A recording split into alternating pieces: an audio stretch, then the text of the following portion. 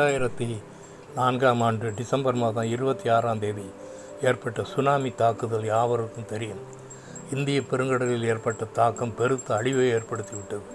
இன்னமும் இந்த இழப்பை ஈடு செய்ய முடியாமல் மக்கள் தவிக்கின்றனர். அப்படி அலைகளால் அடித்து வரப்பட்ட குட்டி நீர் யானை ஒன்று பாறைகளுக்குள் சிக்கி நின்று கொண்டிருந்தது. மிகவும் சிரமப்பட்டு அதை பிடிக்க முற்பட்டனர். வழுக்கிக் கொண்டே இருந்தது. கஷ்டப்பட்டு பிடித்து மும்பாசாவில் உள்ள வனவிலங்கு சரணாலயத்தில் கொண்டு விட்டனர். அது மிகவும் பயந்து ஓடியது. அங்கே நின்று கொண்டிருந்த ஒரு வயது முதிர்ந்த ஆமையிடம் சென்று ஒதுங்கி கொண்டது. 2 பிராணிகளும் வெவ்வேறு இனம் என்றாலும் ஒன்று சேர்ந்து விளையாடுவது கண்கொள்ளா காட்சியாக இருந்தது. நாமும் இன்னும் ஜாதி இன வேற்றுமையை களைந்து கிறிஸ்துவின் அன்பை பிரதிபலிப்பதில் தவறுது ஏன்? எபேசியர் 2:14 அவரே நம்முடைய சமாதானக்காரனர். Ephesian 2:14 Christ is our peace. One song. சமாதானம் ஓது இயேசு கிறிஸ்து இவர்தா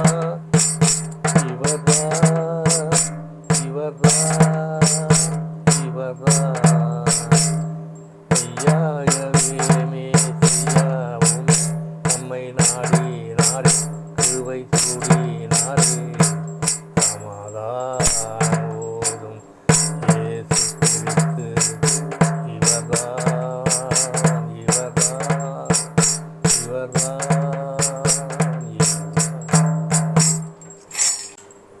சமாதானம் ஓது இயேசு கிறிஸ்து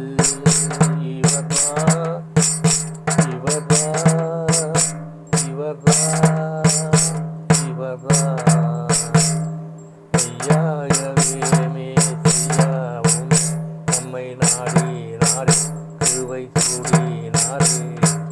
சமாதானம் ஓதும் இயேசு கிறிஸ்து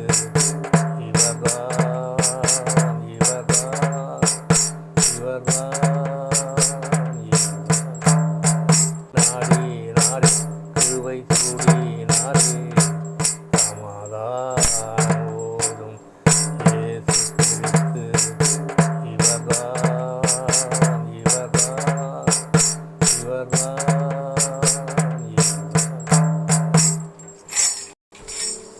ஜெபம். உங்களை நேசிக்கிற நல்ல பிதாவே, என்னை உடைய சமூகத்திலே தாழ்த்தி ஒப்பு கொடுக்கிறேன் ஆண்டவரே. நானும் ஆண்டவராக இயேசு கிறிஸ்துவை போதனையின்படி சமாதானக்காரன் ஆன இயேசு கிறிஸ்துவை போல மற்றவர்களோடு கூட சமாதானமாய் வாழ கிருபை புரிய வேண்டும் என்று யெகோவா மேசியா நாமத்தில் கெஞ்சி மன்றாடுகிறேன். பரிசுத்த பிதாவே, ஆமேன்.